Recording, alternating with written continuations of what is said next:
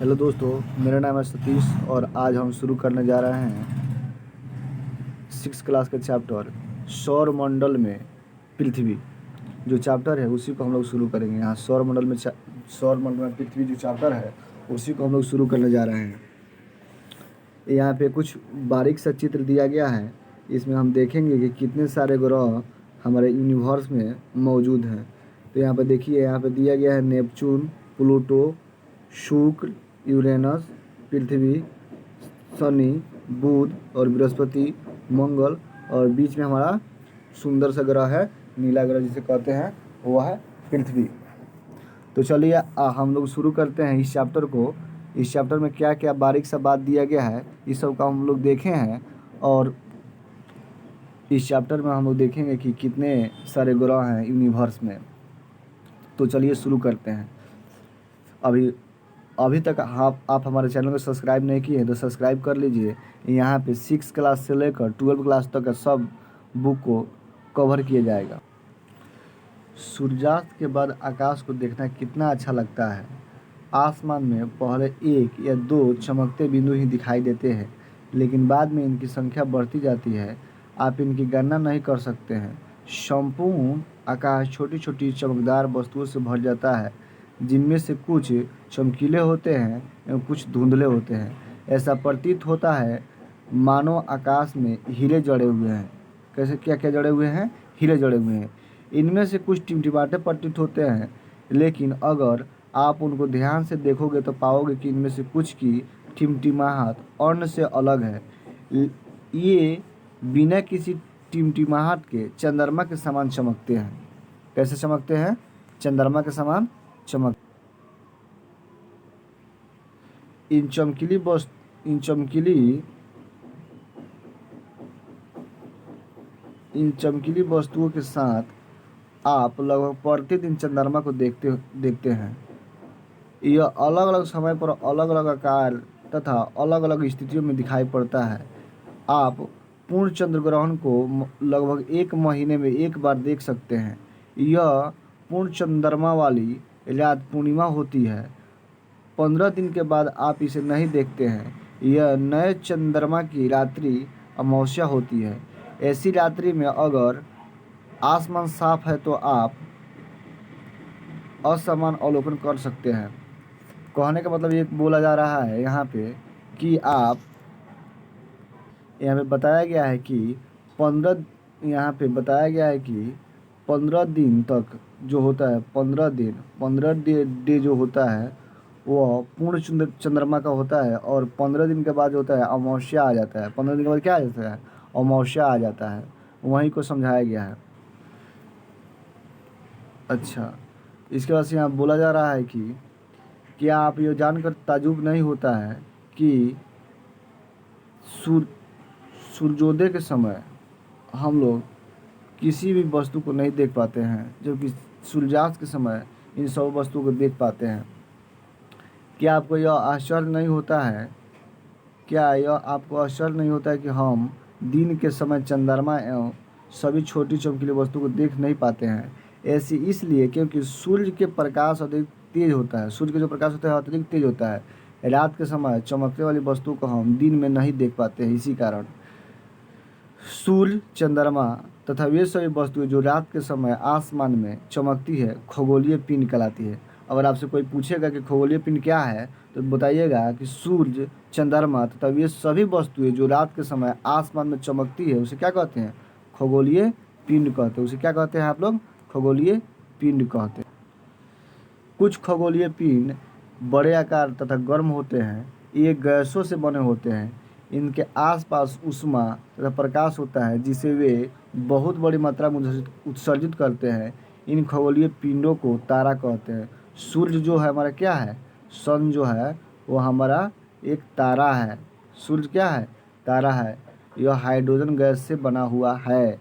ये आपको ध्यान में रखनी होगी। इस बात को आप नोट कर लीजिए। रात के समय चमकते तारे अनगिनत सूर्य के समान ही हैं, लेकिन हमसे बहुत अधिक दूर हैं। होने के कारण हम लोग उनका प्रकाश या ऊष्मा को महसूस नहीं करते हैं। वे अत्यंत छोटे दिखाई पड़ते हैं। आपने औसत ध्यान दिया होगा कि कुछ दूरी पर से देखने पर सभी वस्तु छोटी दिखाई पड़ती है। अत्यधिक ऊंचाई पर उड़ रही हवाई जहाज कितना छोटा दिखाई देता है। आसमान में आसमान की ओर देखते समय आप तारों के विभिन्न समूह द्वारा बनाई गई विविध आकृतियों को देख सकते हैं। ये सब क्या कहलाते हैं? ये सब नक्षत्र मंडल कहलाते हैं। अर्जा मेसर और बिग बियर सब इसी नक्षत्र मंडल में पाए जाते हैं। बहुत आसानी से पहचान में आने वाला नक्षत्र मंत्र है सप्तऋषि। बहुत आसानी से जो पहचान में आएगा नक्षत्र मंडल वो कौन है? सप्तऋषि। यानी ये 7 ऋषियों का एक समूह होता है। सप्त माने 7 ऋषि माने संत। यह 7 तारों का समूह है जो कि नक्षत्र मंडल अर्सा मेजर का भाग है। क्या है? अर्सा मेजर का भाग है। अपने परिवार या पड़ोस में किसी बड़े व्यक्ति से कहिए कि वह आपको आसमान से और अधिक तारों, ग्रह तो नक्षत्र के बारे में दिखाए। आपके घर में अगर दादा होंगे, दादी होंगे, तो उनसे आप बोलिएगा कि हमें आकाश में जितने तारे दिखाई देते हैं उन सब के बारे में थोड़ा बहुत जानकारी दीजिए।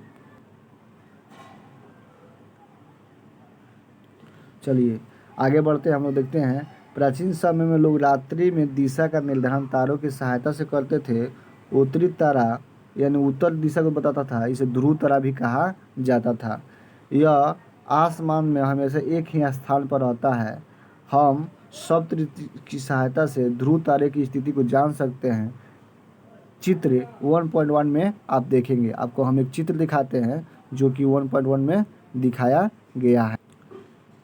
देखिए ये जो चित्र है ये ध्रुव तारा है। इसको क्या बोलते हैं? ध्रुव तारा। यह हमेशा जो है उत्तर यानी कि नॉर्थ की ओर इंगित रहता है, नॉर्थ दिशा में इंगित रहता है। यहाँ से आप अगर देखिएगा, अगर आप यहाँ से देखिएगा तो आपको दिखाई देगा कि यहाँ से जो लड़की है ये देख रही है, ये कहाँ दिख रही है? उत्तर की ओर दिख रही है। और जब ये उत्तर की ओर सिर कर खड़ा हो गया तो इसका जो बायां हाथ होगा वो पश्चिम की ओर होगा और दायां जो होगा वह पूरब की ओर होगा। कहाँ होगा? पूरब की ओर होगा। और ये जो आप देख रहे हैं यहाँ पे जो तारे बने हुए हैं, छोटे छोटे तारे बने हुए हैं यहाँ पे, इसी को हम सप्तऋषि कहते हैं। यह सांकेतिक तारा होता है जो ध्रुव तारा को इंगित करता है, जो उत्तर दिशा में हमेशा की ओर कहाँ रहता है? उत्तर दिशा में हमेशा की ओर रहता है। तो आप यहाँ पे देख सकते हैं कैसे दिखाया गया है। विशेष हम बता रहे हैं कि कैसे क्या होता है। यहाँ पे बताया गया है कि कुछ खगोलीय पिंडों में अपना प्रकाश और ऊष्मा नहीं होता है। वे तारों के प्रकाश से प्रकाशित होते हैं। ऐसे पिंड को क्या कहते हैं? ग्रह कहते हैं। ग्रह जिसे अंग्रेजी भाषा में प्लेटनेट कहते हैं, ग्रीक भाषा के प्लेटनाइट शब्द से लिया गया है, जिसका अर्थ होता है भ्रमिक अर्थात चारों ओर घूमने वाला।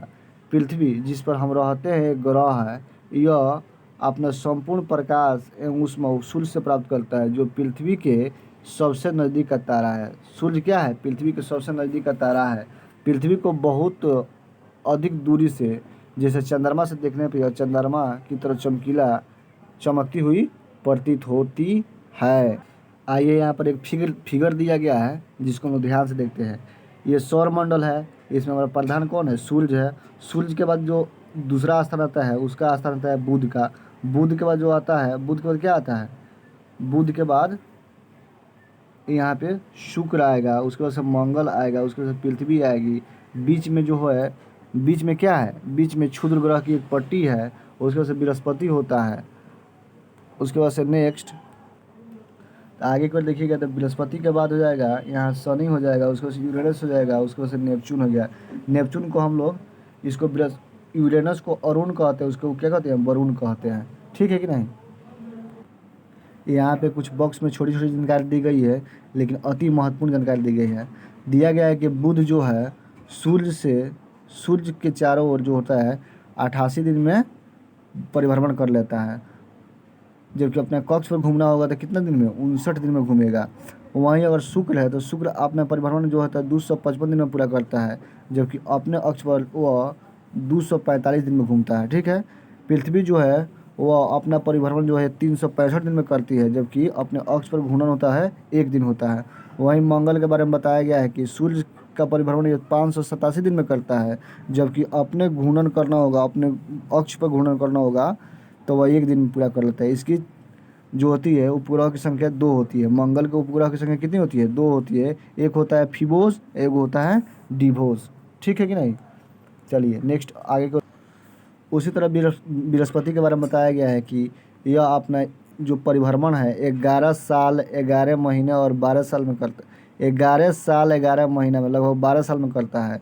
और अपने अक्ष पर जो घूर्णन होता है 9 घंटे 56 मिनट में कर लेता है, लगभग 10 मिनट घंटे में कर लेता है। वहीं शनि के बारे में बताया गया कि 29 साल लगा देता है घूमने में, 29 साल 5 महीने, 29.5 साल लगा देता है। जबकि अपने अक्ष पर घूर्णन करना हो तो 10 घंटे 40 मिनट में कर लेता है। इसकी जो चंद्रमा यानी उपग्रह है, इसके 53 उपग्रह हैं। ठीक है कि नहीं? अभी हमें बताया जा रहा है कि आसमान में जो दिखाई देने वाला चंद्रमा है, आसमान में दिखाई देने वाला जो चंद्रमा है वह क्या है? उपग्रह है। यह हमारे पृथ्वी के सहचर है, यानी कि नज़दीक में है। इसके चारों ओर चक्कर लगता है, चारों ओर चक्कर लगाता है। पृथ्वी के चक्कर कौन लगता है? चंद्रमा लगता है। हमारी पृथ्वी के समान 7 अन्य ग्रह हैं जो सूर्य से प्रकाश ऊष्मा प्राप्त करते हैं। उनमें से कुछ के पास अपने चंद्रमा भी हैं।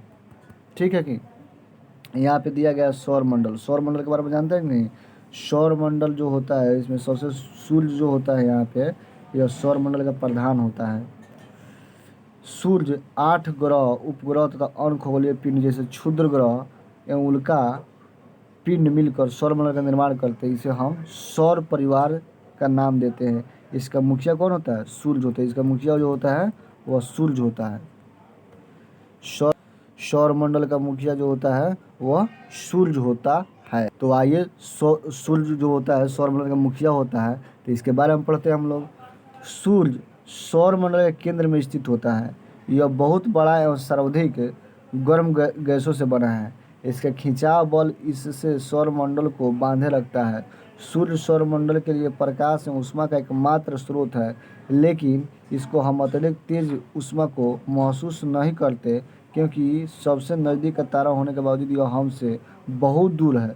सूर्य पृथ्वी से लगभग 15 करोड़ किलोमीटर दूर है। सूर्य पृथ्वी से कितना करोड़ दूर है? सूर्य पृथ्वी से 15 करोड़ किलोमीटर दूर है। सूर्य कितना दूर है? पृथ्वी से 15 करोड़ किलोमीटर दूर है। अब ग्रह के बारे में हम लोग पढ़ते हैं कि ग्रह क्या होता है। तो यहाँ दिया गया है हमारे सौर मंडल में 8 ग्रह हैं। सूर्य से दूरी के अनुसार वे हैं कौन कौन?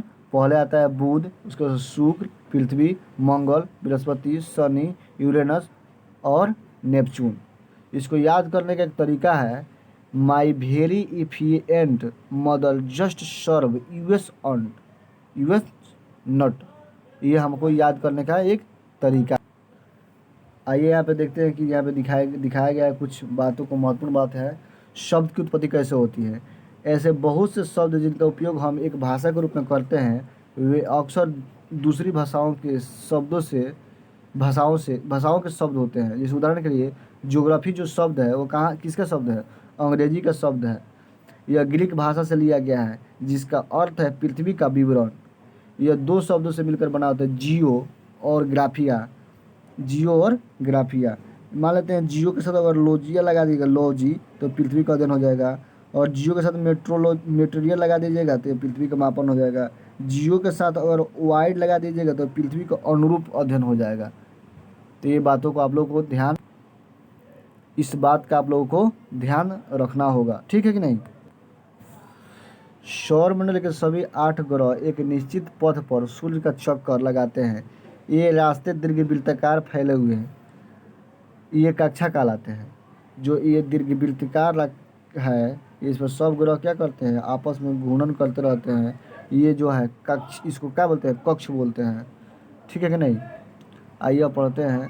बुध सूर्य के सबसे नज़दीक है। बुध क्या है? सूर्य के सबसे नज़दीक है। अपनी कक्षा में सूर्य के चारों ओर एक चक्कर लगाने में इसे 88 दिन लगते हैं। शुक्र को पृथ्वी का जुड़वा ग्रह भी माना जाता है, क्योंकि यह आकार एवं आकृति में लगभग पृथ्वी के ही समान है। अभी तक प्लूटो भी एक ग्रह माना जाता था, परंतु अंतर्राष्ट्रीय खगोलीय संगठन ने अपनी बैठक 2006 में, जो बैठक हुआ अगस्त में, यह निर्णय लिया कि यह कुछ समय खोजे गए अनखगोलीय पिंड 2003 यूबी 313 सीरस, यह प्लूटो बौना ग्रह ग्रह कहे जाते हैं। प्लूटो को क्या कहता है? बौना ग्रह कहा जाता है। यह प्लूटो जो है बौना ग्रह की श्रेणी में। आइए अब हम लोग पृथ्वी के बारे में पढ़ते हैं, जिस पर हम लोग निवास करते हैं। सूर्य से दूरी के हिसाब में पृथ्वी तीसरा ग्रह है। पृथ्वी कितना ग्रह है? तीसरा है, थर्ड ग्रह है, थर्ड। ठीक है कि नहीं? आकार में यह पांचवा सबसे बड़ा ग्रह है, आकार में पांचवा है, जो कि सूर्य से दूरी के अनुसार कितना है? तीसरा है। यह ध्रुव के पास चौपटी है। यही कारण है कि इसके आकार को भू आब कहते हैं। भू आब का अर्थ होता है पृथ्वी के समान आकार। जीवन के लिए अनुकूल परिस्थितियाँ लगभग केवल पृथ्वी पर ही पाई जाती है, लेकिन इलोन मस्क की कंपनी जो है स्पेस एक्स, वह मंगल पर भी इंसान को बसाने का कार्य जो है कर रही है। पृथ्वी न तो अत्यधिक गर्म है और न ही अत्यधिक ठंडी है। यहाँ पानी एवं वायु उपस्थित है, जो हमारे जीवन के लिए आवश्यक है। वायु में जीवन के लिए आवश्यक गैस जैसे ऑक्सीजन मौजूद है। इन्हीं कारणों से पृथ्वी सौरमंडल का सबसे अद्भुत ग्रह है। अंतरिक्ष से देखने में पृथ्वी नीले रंग की दिखाई पड़ती है, क्योंकि यहाँ 2/3 पानी से ढका हुआ है, इसलिए इसे नीला ग्रह भी कहते हैं। यहाँ पे कुछ रोचक बात दी गई है। नील आर्मस्ट्रांग पहले व्यक्ति थे जिन्होंने 20 जुलाई 1969 ईस्वी को सबसे पहले चंद्रमा की सतह पर कदम रखा। मालूम करो कि क्या कोई भारतीय चंद्रमा पर गया है। आपको मालूम करना है कि कोई भारतीय जो है चंद्रमा पर गया है कि नहीं, आपको कमेंट बॉक्स में बताना है। ठीक है, अब आइए आप लोग प्यारा सा ग्रह उपग्रह जो है चंद्रमा के बारे में पढ़ते हैं। हमारी पृथ्वी के पास केवल एक उपग्रह है, चंद्रमा। इसका व्यास पृथ्वी के व्यास का केवल 1/4 है। यह इतना बड़ा प्रतीत होता है क्योंकि यह हमारे ग्रह के अन्य खगोलीय पिंडों की अपेक्षा नज़दीक है। यह हमसे लगभग 3,84,400 किलोमीटर दूर है। अब आप पृथ्वी से स्थूल और चंद्रमा के बीच की तुलना कर सकते हैं। यहाँ पे दिखाया गया कि रॉकेट का प्रक्षेपण कैसे होता है। यहाँ पे जो है दिखाया गया कि रॉकेट का प्रक्षेपण कैसे होता है, रॉकेट पृथ्वी पर कैसे गिरता है और अपने कक्षा में कैसे प्रवेश करता है, यहाँ पे दिखाया गया है। चंद्रमा पृथ्वी का एक चक्कर लगभग 27 दिन में पूरा करता है। कितने दिन में पूरा करता है? 27 दिन में पूरा करता है। लगभग इतने ही समय में अपना अक्ष पर एक चक्कर भी पूरा कर लेता है। इसके परिमाण स्वरूप पृथ्वी से चंद्रमा का केवल एक ही भाग दिखाई पड़ता है। चंद्रमा की परिस्थितियाँ जीवन के लिए अनुकूल नहीं है। इसकी सतह पर मैदान एवं गड्ढे हैं जो चंद्रमा पर सतह पर छाया बनाते हैं। पूर्णिमा के दिन चंद्रमा पर इनकी छाया को देखा जा सकता है। ठीक है कि नहीं? अब आइए हम लोग क्षुद्र ग्रह के बारे में जानते हैं। पृथ्वी के बारे में जान गए, चंद्रमा के बारे में जान गए और सूर्य के बारे में जान गए, तो आइए अब क्षुद्र ग्रह के बारे में जानते हैं। क्षुद्र ग्रह को क्षुद्र ग्रह क्यों कहा जाता है? तारों, ग्रहों एवं उपग्रहों के अतिरिक्त असंख्य छोटे छोटे पिंड भी सूर्य के चारों ओर चक्कर लगाते हैं। सूर्य के चारों ओर जो है असंख्य पिंड जो है चक्कर लगाते हैं। इन पिंडों को क्या कहते हैं? क्षुद्र ग्रह कहते हैं। यह मंगल और बृहस्पति के बीच पाए जाते हैं। मंगल और बृहस्पति के बीच में जो होता है, एक होता है मंगल ग्रह और उसके बृहस्पति के बीच में ये पाए जाते हैं। वैज्ञानिक के अनुसार क्षुद्र ग्रह के ही भाग होते हैं जो बहुत पहले वर्ष विस्फोट या टूट फूट के बने होते हैं। क्या होते हैं? टूट फूट के बने होते हैं। इसके बाद हम लोग पढ़ते हैं उल्का पिंड के बारे में। क्या पढ़ेंगे? तो आइए हम लोग उल्का पिंड के बारे में पढ़ते हैं। सूर्य के चारों ओर चक्कर लगाने वाले पत्थरों के छोटे छोटे टुकड़ों को उल्का पिंड कहते हैं। कभी कभी ये पिंड पृथ्वी के इतने नज़दीक आ जाते हैं कि इनकी प्रवृत्ति पृथ्वी पर गिरने की होती है। इस प्रक्रिया के दौरान वायु के साथ संघर्षण के कारण ये गर्म होकर जल जाते हैं। फलस्वरूप चमकदार प्रकाश उत्पन्न होता है। कभी कभी कोई उल्का पूरी तरह से जले बिना ही पृथ्वी पर गिर जाती है, जिससे धरातल पर बड़े बड़े गड्ढे बन जाते हैं। अब यहाँ आपसे पूछा जा रहा है, क्या आपने तारों वाले खुले आकाश में एक ओर से दूसरी ओर एक चौड़ी सफ़ेद पट्टी देखी है, यानी चमकदार रास्ते को बनते हुए देखा है? यह लाखों तारों का समूह है। यह पट्टी आकाश गंगा मिल्की वे कहलाता है। हमारा सौरमंडल इस आकाश गंगा का एक भाग है। प्राचीन भारत में इसकी कल्पना आकाश में प्रकाश की एक बहती नदी से की गई है। जो आकाश गंगा है यानी मिल्की वे जो है, इसकी तुलना हम लोग किस में कर सकते हैं?